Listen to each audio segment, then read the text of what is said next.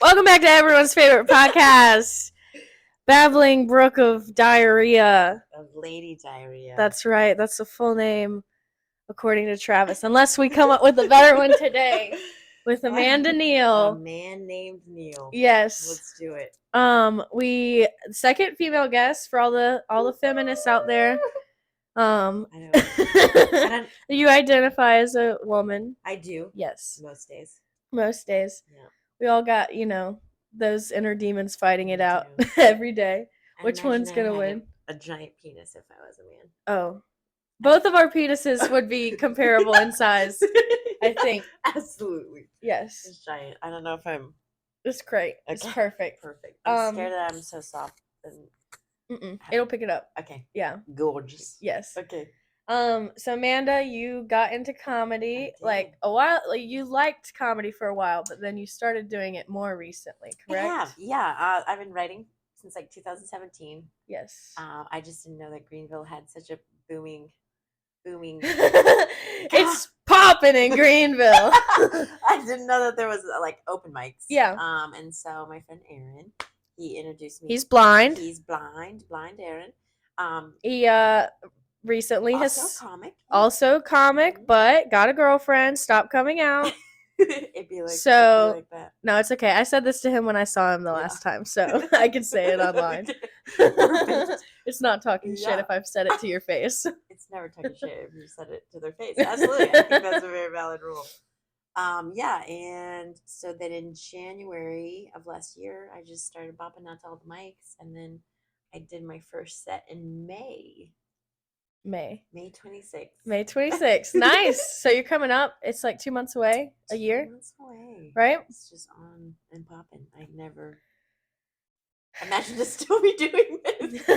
But it's just like a creative aspect of my life that I never knew that one, I would be decent at, and two, that like it's just so liberating. Like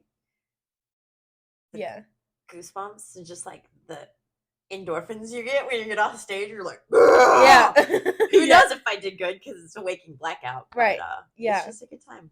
I think that a lot of people were jealous of how much confidence you had when you first started. I remember lots of people being like, holy shit, like crazy, because no one does like even remotely good for their first time. Like, and I feel like you've kind of like you've had sets that aren't great, but you haven't like lost it up there. Like you have like a confidence that a lot of comics don't find until they've been doing it for a long time. And I think that's like part of like figuring it out, is like finding that confidence in yourself and like having it being grounded in things that aren't what the audience thinks of you or what the other comics think of you or any of that shit. It was a bumpy start, for sure. Yeah. But then when, who cares? Yeah. Travis Thubbin like has changed my whole life. I'm just like, okay, take a deep breath in and exhale. And it doesn't matter. Nothing. None of this matters. And it's just like, it doesn't fucking matter. It doesn't matter. Like, does it feel good to you? Are you inspiring other people? Are showing love and light? Like these are like, is it kind? Right. Is it productive? Right. And that's all I want to do. Yeah. And I think,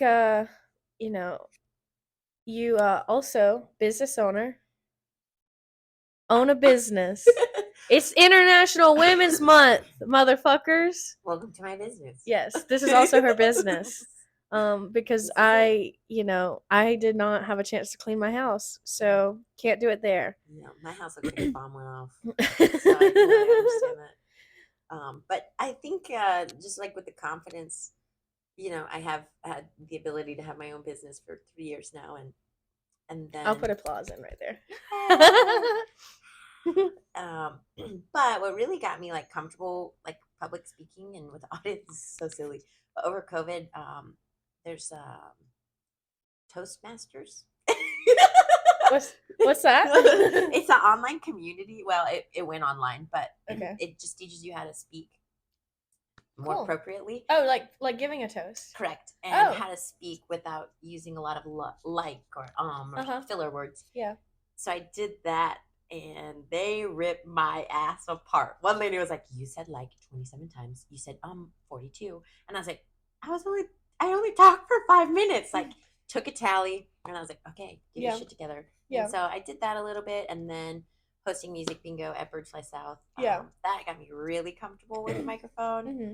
And then it was just like, it's just 2 hours of Amanda, like completely unfiltered. It's great. I went not this Thursday, but last Thursday. Yeah. A lot of fun. It's a good time. And I'm sober, and I had a lot of fun. Look at that. So, it's good for everyone. It's even more fun if you drink there and buy their beer. And buy beer. Yeah. And wines. That's what being a comedian is. You're just like, I promote these things, and that's how I get paid. Exactly. I promote a lifestyle where you drink and spend your money on drinking. So sponsored by all of the local breweries. Keep on doing the drinking. Yeah.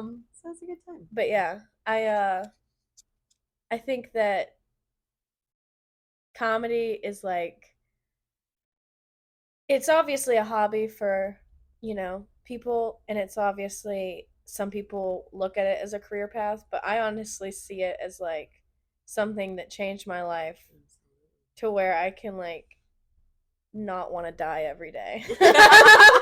Like before I started comedy, I kind of wanted to die every day. Yeah. Every day I was like, is today the day? Just, tossing it around in the old noggin. But like, I think it's just like everyone needs to find their own way to cope with like hurling through the universe. Yeah. And some people, also like hearing the sound of their voice. Or they're like, I'm special enough to deserve a microphone. Right? And everything changes with this little doo-doo-doo. Like, this is just... You're mine now. That's right. This is an ASMR podcast. Thank you so much for your podcast. Actually, I was about to say, you would be good at ASMR. We can do this entire podcast as an ASMR. We'll do one next time, and we'll call it. I wanted to do an ASMR podcast for a long time because I'm always told how softly spoken my voice is because I've been in a spa for 12 years. You got the light whisper. Thank you so much. I want to call it Barely Audible. I think it's a good one. That's what we'll name this one, Barely Audible. Perfect. This is all I've ever wanted in life. But I had someone play ASMR in the car with me one time when I was driving, and I was like, let's not in the car. Not in the car. Not in the car. And also, it's kind of a weird sex thing, which is weird. Okay. But also... So, weird sex thing here. Interesting. I used to fall asleep to this one ASMR, and it was a scalp massage. And it was so relaxing because then you would just like listen to it and imagine your scalp was being massaged. Yeah. And then at the time, I was living with a man. And ew. I know. That one was very ew. And I wake up in the middle of the night to like sex noises. And I was like, this motherfucker's in the next room watching porn. And I'm right here in bed. I'm right here. Like, let's do it. Like, don't watch porn. It was not. It was. My ASMR went down a journey. Yeah. And we ended up at like porn ASMR. Yeah. And now I have a real problem. Oh, that's funny. Yep, I didn't. Who knew? I watch like the same YouTube sleep hypnosis video to go to sleep every night. And it's funny because like the more I listen to it, the more I've memorized parts of it. What is that noise? Don't worry about that phone call. Oh, it's fine. What phone call is it? Is it your work phone? This is my work phone. You go answer it. No, it's okay. I'm sure it just says spam risk on it anyways. You could check. It's 98% Yelp all the time. Okay. They're just like, hey, let us have your business. Yeah. And I'm like, no. Yeah. I want reviews. I want a very specific amount of people to find us. Like, yeah. I don't want anybody in there. We're not for everybody. That's true. We're stone cold weirdos. That's a good business model. Thank you. That's a good way to run a business. You know about us. You know about us. Yeah. you know, capitalism is fucking dumb. Literally just the cool people. Yeah. We want word of mouth all day, every day. Yeah. Yeah. So I mean, because comedy, like a lot of people, I feel like don't have business thinking. Like, so you came into it with like already running a business well, and like if you run yourself more as a business in like the way that like, you know, networking is a part of comedy as much as like I wish that, you know, it was all based on merit. It's not.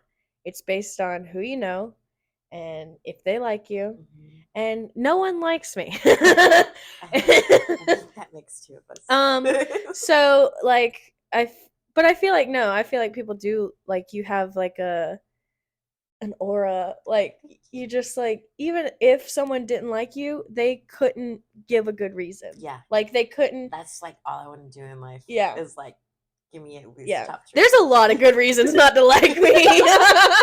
I've done a lot of things where I'm like, honestly, that's fair. Like I wouldn't like me if you did that to me.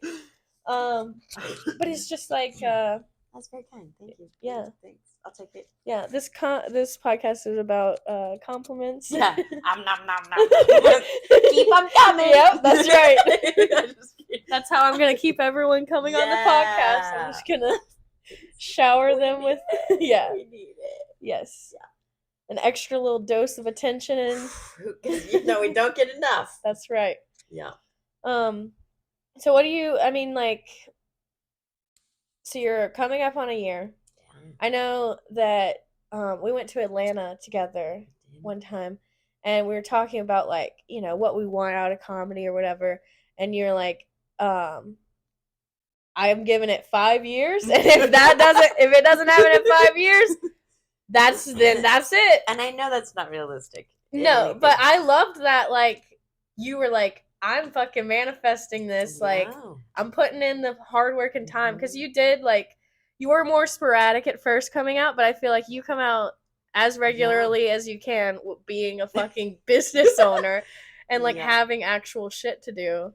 There's a lot of shit, and there's a lot of shit that I even put myself into. Like I could stop, but when I came into this year, I was like 2 mics a week. That was my goal. Mm-hmm. Which is a good goal. Yeah, like and I feel like that's healthy. Not everyone is psychotic and goes to every mic. Yeah, and then you know when I feel it and my body is like, no, stay home and rest. Like, so you know, yeah, I'm trying to not feel guilty about taking the time to sit at my house and do nothing. Right.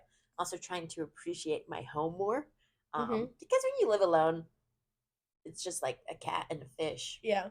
And it can get a little lonely. Right. Yeah. So that's why I'm like never home. Mm-hmm. So I've had to like learn to appreciate the home that I've built. So it's this like fine balance of like go overexert yourself until you burn out. And so that's what I'm so used to doing. So I'm trying to like find the balance where I'm like I don't burn out and I don't want to harm myself or others. Right. Yeah. That's a good balance to find. It's where a tough one. Yeah. I feel like a lot of life and comedy or whatever is like finding that balance of your mental illness or the way your brain works got you to be funny, but it will make you the least funny person ever if you don't take care of it. So like you have to figure out how to like, you know, appreciate that you are fucked up and that is like, you know, whatever it is. But if you don't actively work on yourself and be self-aware and know like when you're bullshitting yourself, then you're you're gonna like say the same jokes again, not change anything, and not not understand why nothing is changing when you haven't changed an intonation, you haven't changed like a facial expression or a delivery or a word, or you know, just scrapped the whole joke in general. Because that like I think that because we can all get tied to jokes, you know. Absolutely. We're like, this is funny, guys. I promise it's funny. But like, you know, if you aren't self-aware enough to be like, okay, well, obviously it's either not funny or I like what I think is funny about it isn't getting portrayed and they're not getting what you know.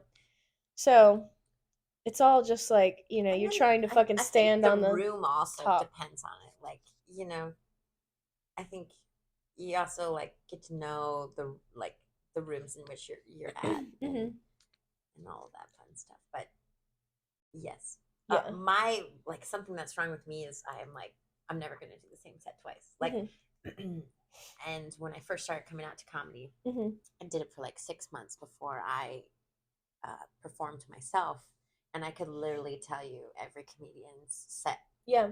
And I was like, this drives me bonkers. Like, just to know like the punchline, just to know what's coming next, just to know this.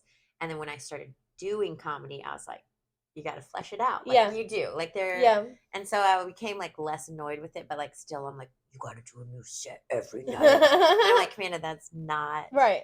You can't. You have to make it feel new to yourself and feel exciting for yourself, because like, yes, comedy, it's like, you know, before you do it and before you start doing it and then you do it, you know, consistently or whatever, like you see it as like, oh my god, like this is like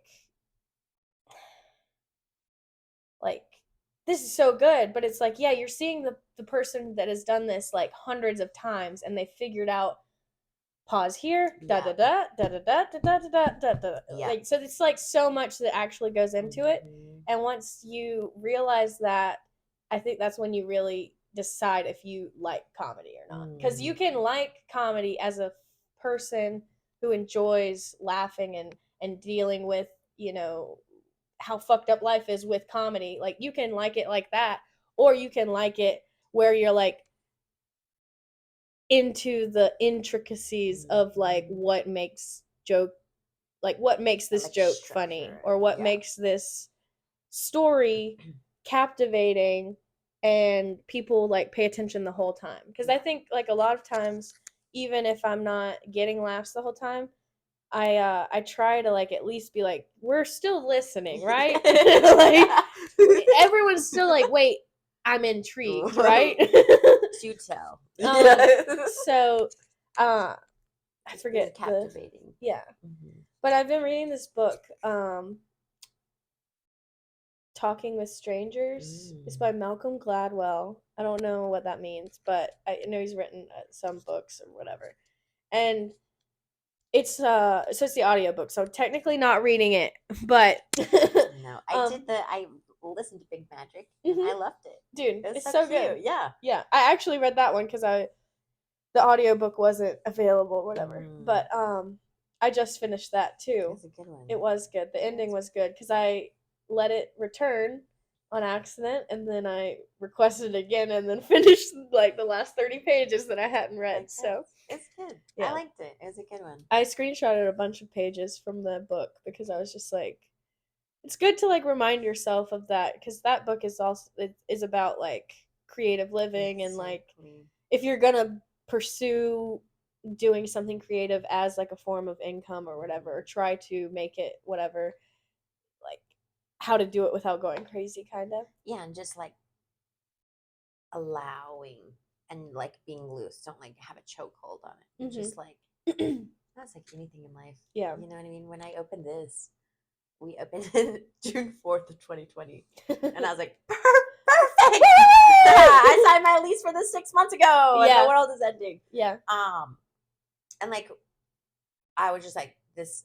I have to make an income, so I had like 2 other jobs while running this, and I'll never forget one of my favorite books, The Great Work of Your Life by Stephen Cope. It's a great one too.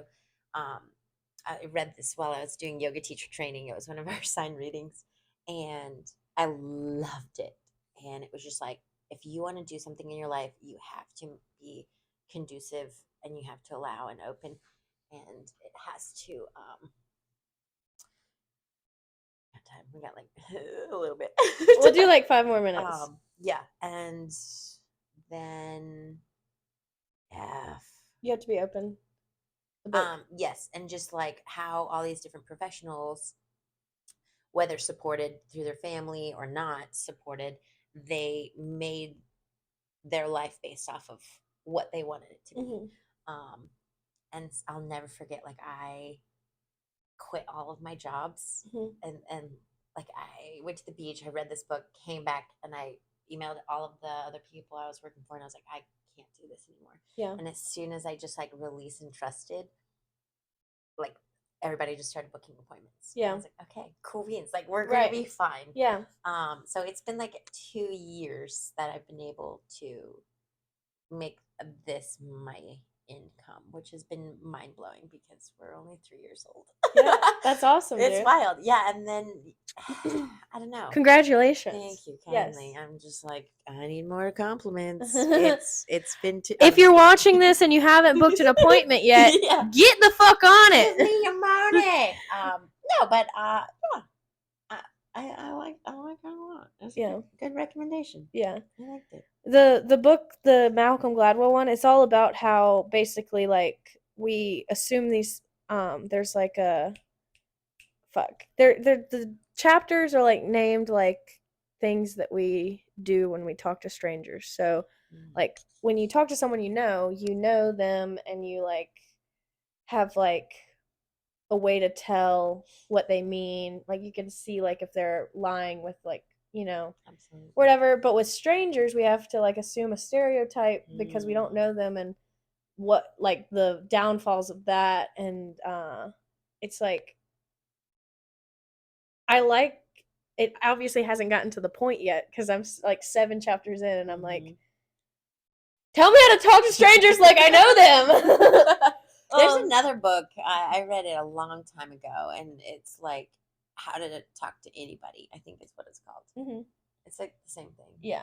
And I'm like, honestly, if you could give me a shut the fuck up, right? I need that book. Yeah. Like, tell me to stop talking and oversharing. Yeah. For the love of God. No, never stop.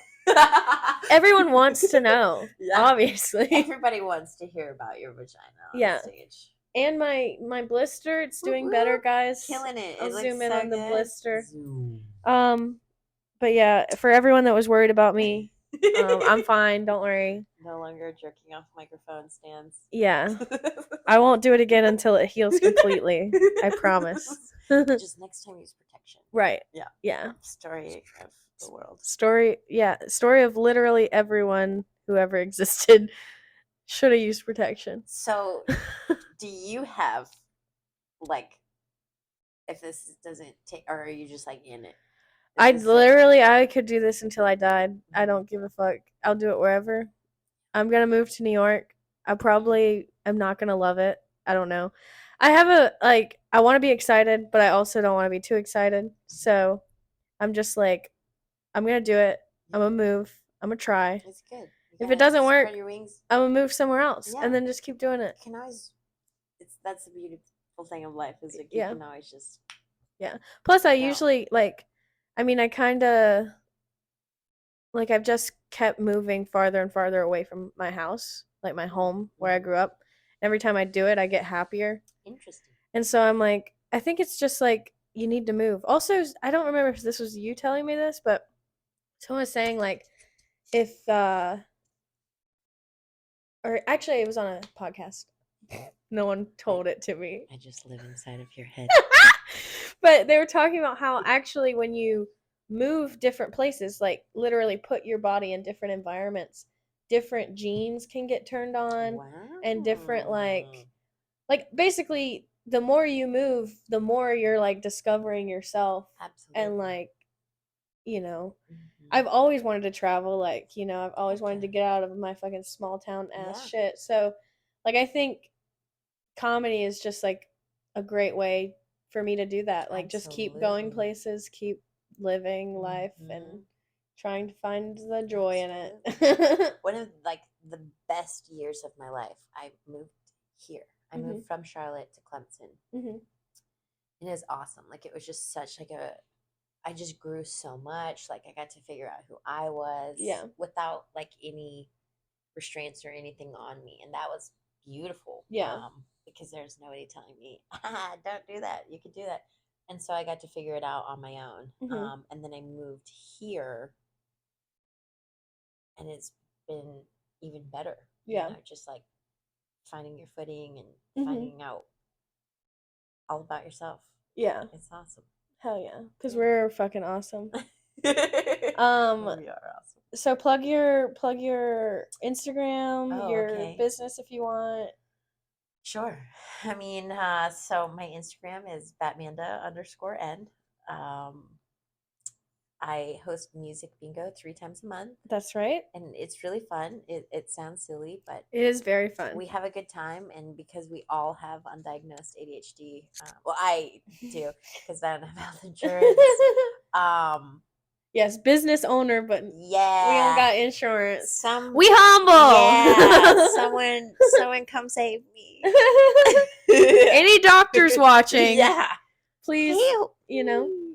Actually, the whole reason I got into comedy is because I went into anaphylactic shock last year, and I was like, "Fuck it, if I'm gonna die, Right. like, People need to hear these fucking little. I'm gonna do this while I finally can." Okay, back to the topic. Okay, Batmanda_N is my Yes. Instagram. I do host a lot of fun, crazy events. I can't believe people let me do these things.